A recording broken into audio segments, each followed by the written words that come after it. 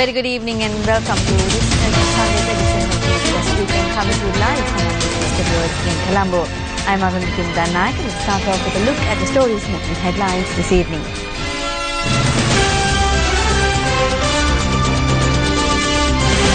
Sri Lanka ranked second among countries committed to promoting internal peace, a statement from the President. Trade unions call on the government to investigate 1.2 billion rupee corruption in coal tender process. A new proposal from the JVP.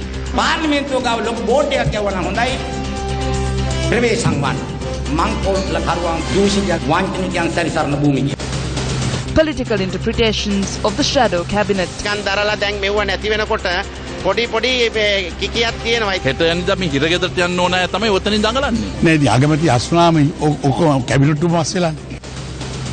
Malcolm Turnbull elected Prime Minister of Australia.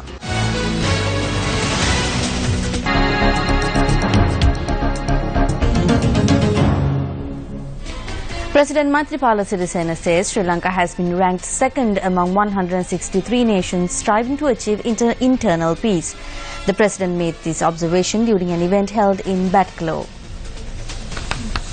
President Maithripala Sirisena visited Batticaloa this morning and declared open the renovated runway and passenger terminal at the Batticaloa Air Force Base. The President arrived on the first aircraft to land on the renovated runway. President Sirisena was greeted by Air Force Commander Air Marshal Gagan Bulat Sinhala. The 1,560-meter long runway can now accommodate medium-sized aircraft. President Sirisena also visited the main sports stadium in Batticaloa, the Weber Stadium, which was recently renovated. Speaking at the event, the President highlighted the importance of sports in promoting reconciliation.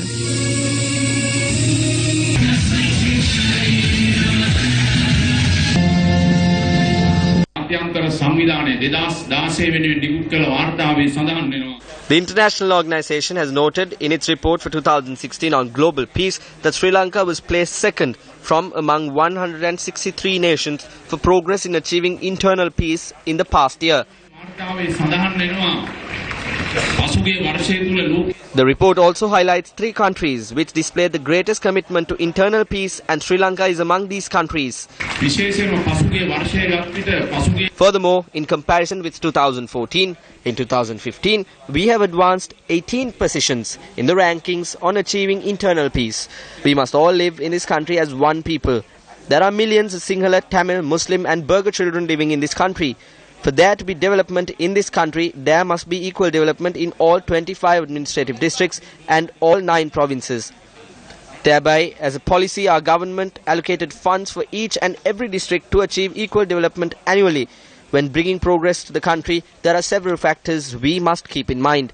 The culture of a society is more powerful than the law books or the constitution.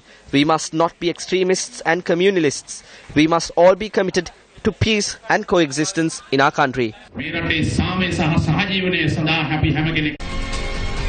Trade unions are calling on the government to carry out an immediate investigation into the coal tender process, which has cost the country a loss of 1.2 billion rupees.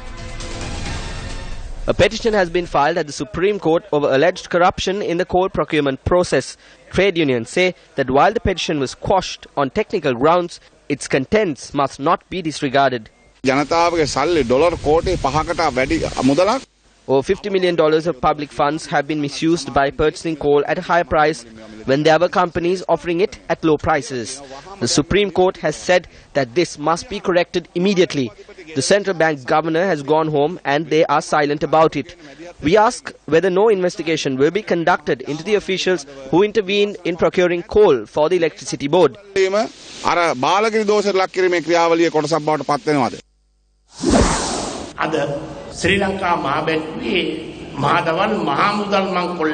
Daylight robbery amounting to millions and billions was carried out at the central bank.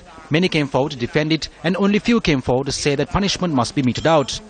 Now when the coal tender scam has been uncovered in a much more grievous manner than the central bank robbery, it appears that no investigations will be conducted against any individuals who are not political opponents.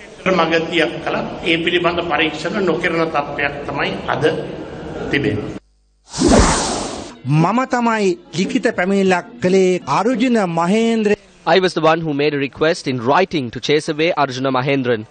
It was done. Now another problem has arisen. They are not chasing away the thieves, they are protecting the thieves. The gentleman known as Batagoda is eating off the coal procured for the Norachole plant as much as he can. They are gnawing at it like they are gnawing on the bones of the people.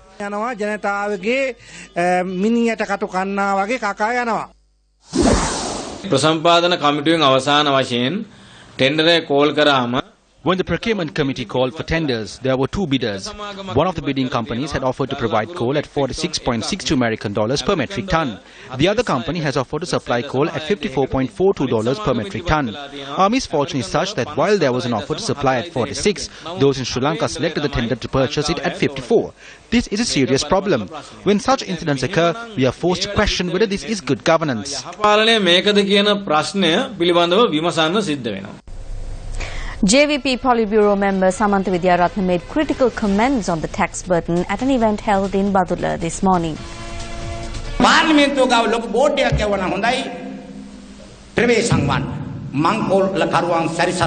It is best if you erect a board opposite the Parliament complex saying, "Beware, this is a location where rogues and thieves roam. You are a part of the debt that has been obtained by the country. If you divide the total debt by the number of people, including a newborn infant, the amount would exceed 500,000 rupees per capita. This means that you are a person with an individual debt burden. You are a debtor for an amount exceeding 500,000. If you are to repay that amount, taxes will have to be imposed." Now they have increased the taxes for one reason, and that is because they cannot pay this colossal debt. To repay it, taxes will be imposed.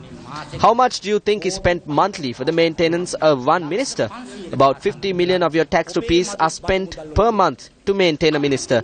I ask you if this is fair. The Prime Minister, who asked us to drink this bitter concoction, brought a supplementary estimate to Parliament last month. As a result of public protest, the procurement of vehicles has been postponed by 3 months. However, 4 days ago, the vehicles at Talatatu Korala and another person were unloaded at the Hambantota port. Several vehicles were brought in. Many are on the way. The previous statement was a lie. People are hanging off poles to travel on buses. The rulers have no qualms about that. Speaking in Tissamaharama today, Housing and Construction Minister Sajith Premadasa elaborated on the government's economic battle. The foundation stone for Sandungama, the 38th model village to be constructed in the Hambantota district under the 77 National Housing Project, was laid under the patronage of Minister Sajith Premadasa. When completed, the village will comprise of 25 homes. Financial assistance and deeds of ownership were presented to people in Tissamaharama at this event.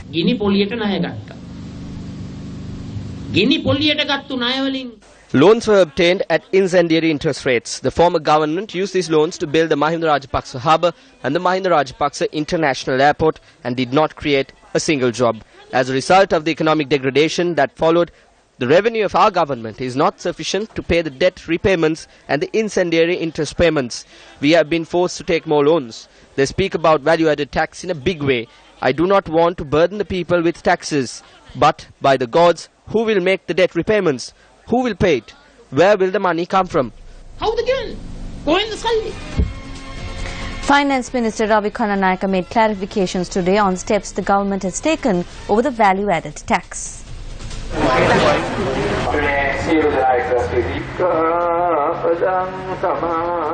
Minister Ravi Kannanayaka expressed the following views at an event held to distribute dry rations for low-income families in the Colombo North area in line with the 43rd death anniversary of former Sports Minister T.A. Sugatadasa.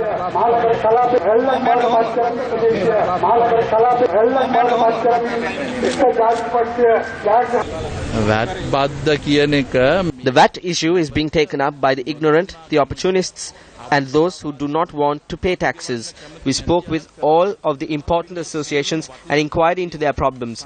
Not only I, even the President and the Prime Minister met with them and we have reached a consensus. This is being unveiled now. It will be stopped and the benefit will be given to the people.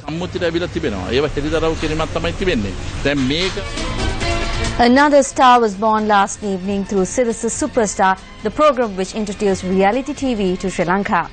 Piyat Rajapaksa serenaded a massive crowd at Stein Studios in Ratmalana last evening, winning the crown of Sirasa Superstar Season 7.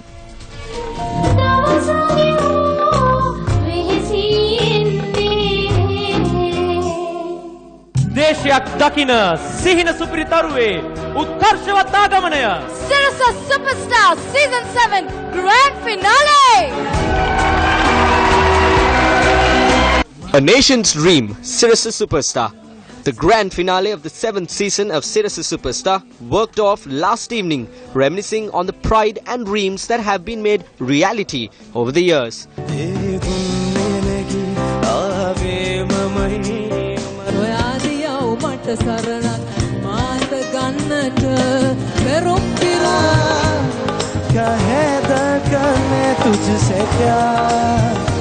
Piyat Rajapaksa from Kalaniya, Bashi Madhubashini from Gampaha, Nilan Hettiarachchi from Wattala and Nelka Tilini from Palmadulla sang their hearts out this season to qualify for the grand finale.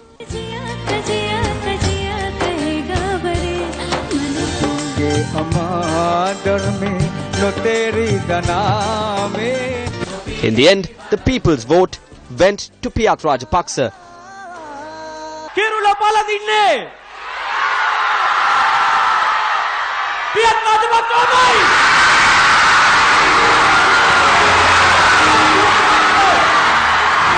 ප්‍රථමයෙන්ම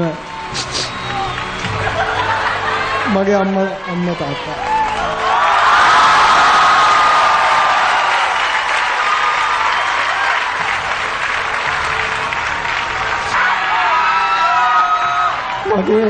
මගේ වීරයා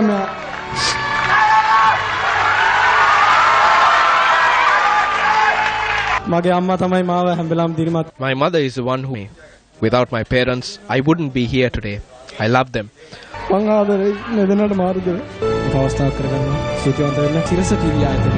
I would especially like to thank the Sirasa Media Network for giving me this opportunity. They raised me to this point where I am today.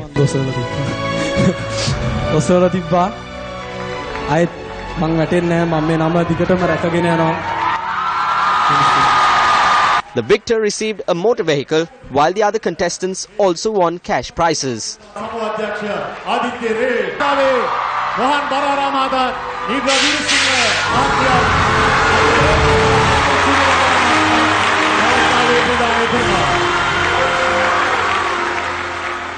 The joint opposition's shadow cabinet has come under fire in the political arena.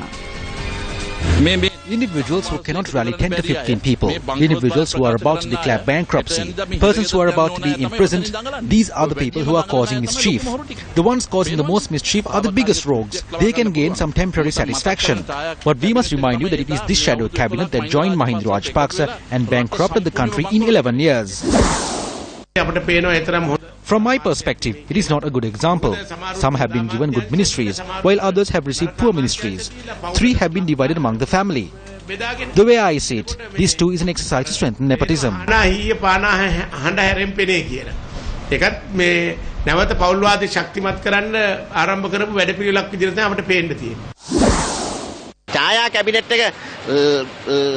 Mahinda Rajapaksa has been appointed Shadow Prime Minister.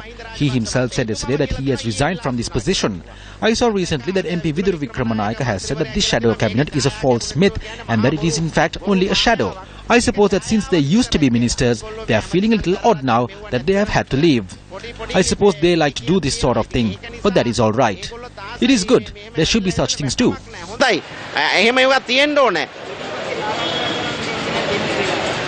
There is no need to extend an invitation to the joint opposition. In the end, 8 members of the shadow cabinet will join hands with Maithripala Sirisena. Do not doubt this. Do not fear. There will be good news tomorrow. Even though they appoint a shadow cabinet, what can they do? It is only a shadow. We must not waste our time and labour. Even the media should not tire over such fruitless matters. The shadow cabinet is mired in numerous issues at present. I do not think these people need to form new cabinets in order to become ministers. They can join the government and seek ministerial positions. They can obtain ministries and work. The door is open to all of them. Former President Mahinda Rajapaksa commented on the shadow cabinet while attending a Dhamma meeting at the Sri Gampala Bodhirukharamaya in Vennapur last night. This government promised they would abolish the executive presidency and move to the Westminster system, which is a parliament system. So our opposition should also be ready for this when it happens, shouldn't they? However, that does not imply that when we come to power, we would give ministerial posts for hundreds like the present government.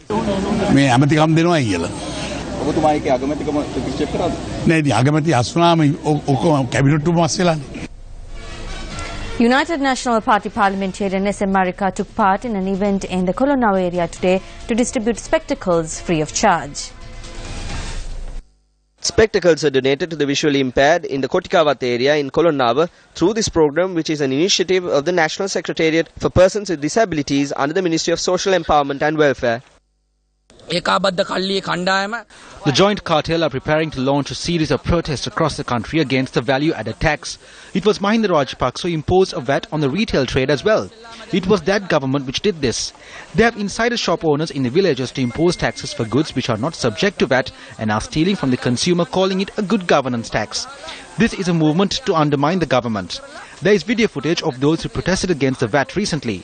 So we asked the Prime Minister to obtain this footage and check if those who staged this strike are those who pay this VAT. If this group are those who do not pay VAT, please immediately place them under the government's VAT program. We ask that legal action be taken against them. Today is a great day of significance for the Acela Festival of the Ruhunu Kataragama temple, as many traditional rituals are observed. The Basnaik Nilame, or chief layperson of Kataragama, D.P. Kumarage, offered arms to the Mahasangha today in the old Walawa. Members of the Mahasangha, led by the chief incumbent of the Kirivehera, Venerable Kobawaka Dammindathera, arrived for the alms giving. This enclosure, which is considered to be the old Basnaika Walawa, is used to observe many ancient rituals. The felicitation of the Nilame serving for the Perhera of the Kataragama Devalaya is another significant occasion. Ordinary lay people visiting Kataragama do not have access to this enclosure, while women are prohibited from entering the premises. Another important ritual of the Acela Festival is the Atupandalama ritual. Elephants used in the Perhera also participate in this ritual. According to local folklore, this ritual has been observed since the reign of King Dutugamunu, and that Dutugamunu had made a vow before the Kataragama deity before going to war against King Elara. The exhibition of the tusks of Kandula, the legendary elephant mount of King Dutugamunu, was another significant event that took place today in line with the Acela Festival. According to local folklore and mythology, Kandula was the first elephant brought forth by the Kataragama deity. While politicians are known to promise to build bridges even in areas where there are no rivers, reports are now coming to light of instances where even completed bridges have not been opened for the public use. The people of Karandania took steps today to forcefully open one such bridge. This bridge was constructed with the assistance from the government of the Netherlands under the 1000 Rural Bridges program. The Karandania Mahagederawata bridge was built to connect the villages of Dulankanda and Dangavila in Invala Mahagedera. The road was closed for about 1.5 months. Because the road was closed, children could not go to school and we could not even get a three-wheeler for a medical emergency. No one came here to open the bridge. So we brought the monk from the temple and together with the other villagers, we opened the bridge. Work was concluded recently. I believe it was about 1.5 months ago. But it remained closed. The residents were severely inconvenienced as a result. So casting aside any political divisions, we declared the bridge open, invoking blessings on the people who undertook this task. If we were to wait for various persons to come and open the bridge, we would be facing great difficulty. So we decided to open it ourselves so we could use it. We faced many hardships. We could not travel in a three-wheeler. We could not even walk across. It has been more than a month since it was completed, but no one came here to open it. Today it was open for the villagers and I thank them for what they have done for us. The annual Colours Night 2016 of the Gateway Group of Colleges took place at Ave Maria Hall in Negombo. Priyantha Ekanaika, the former rugby captain of Sri Lanka, was the chief guest of the event. 2 students who represented Sri Lanka in athletics received the highest award, the Dove.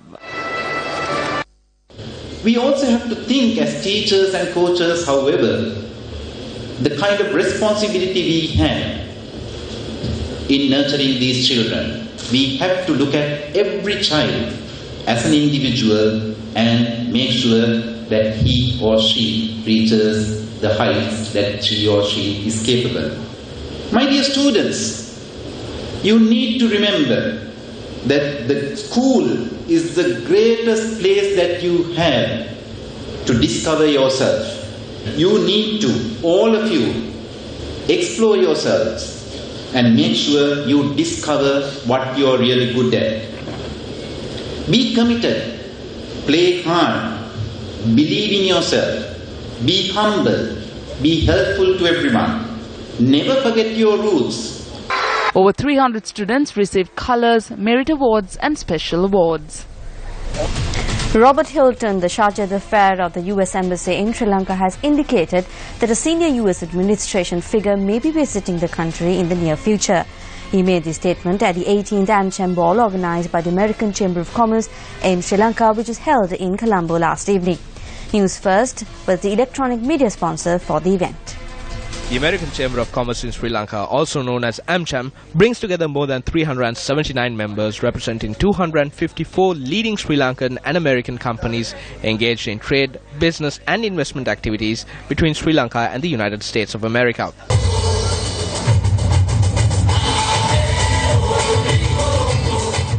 The theme of this year's event was Masquerade Ball, which commemorates the Venetian influence during colonial and modern America.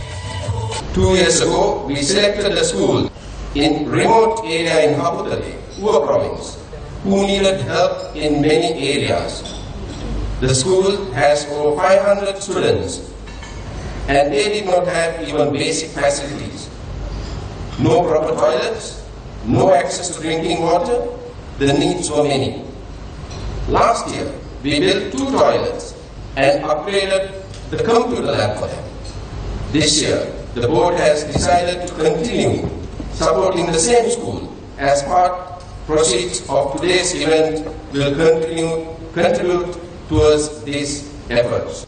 The gala event was graced by the charge d'affaires of the US Embassy in Sri Lanka, Robert Hilton. Sri Lanka's progress has attracted a great deal of attention in Washington, D.C., including at the highest levels. As a result, we have hosted many visitors from Washington over the past 18 years, including Secretary of State John Kerry, Under-Secretary of State Tom Shannon, and Assistant Secretary of State for South Asia and Central Asia, Nisha Vishwal. And without letting the cat too much out of the bag, we may be seeing our Assistant Secretary, Anisha, one more time pretty soon. I encourage AmCham to expand this advocacy, to encourage the government of Sri Lanka to create and implement policies that take into consideration the private sector's role in the economic development of this country. On critical initiatives such as the Trade and Investment Framework Agreement, AmCham and as an organization, all of you as individual business women and men, have a great deal to offer and a great deal at stake. Your partnership is invaluable to us in this effort.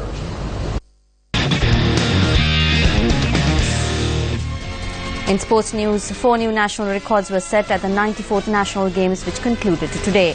National high jump champion Manjula Kumar won the title of the most talented sportsman at the Games. The 94th National Games were held over 3 days at the Mahinda Rajapaksa Stadium in Diagama. 3 national records were broken on the final day of the Games. Ishara Sundarawan, who won gold in the men's pole vault at the South Asian Games, set a new national record today, clearing a height of 5 meters.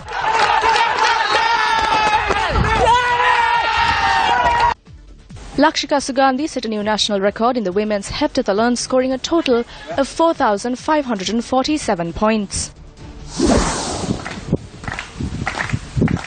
Aisha Madhuvanthi of the Sri Lanka Air Force broke the national record in the women's hammer throw, clearing a distance of 44.14 meters.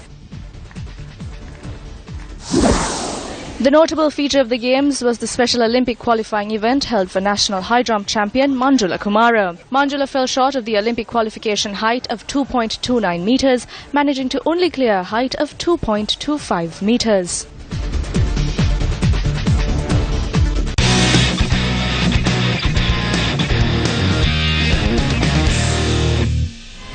Well, that's a look at this Sunday's edition of Weekend Primetime News. Thank you very much for joining us. I'm Arundhati Nayaka.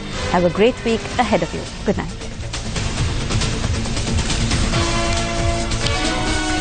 Hotline 0114-896-896. www.newsfirst.lk.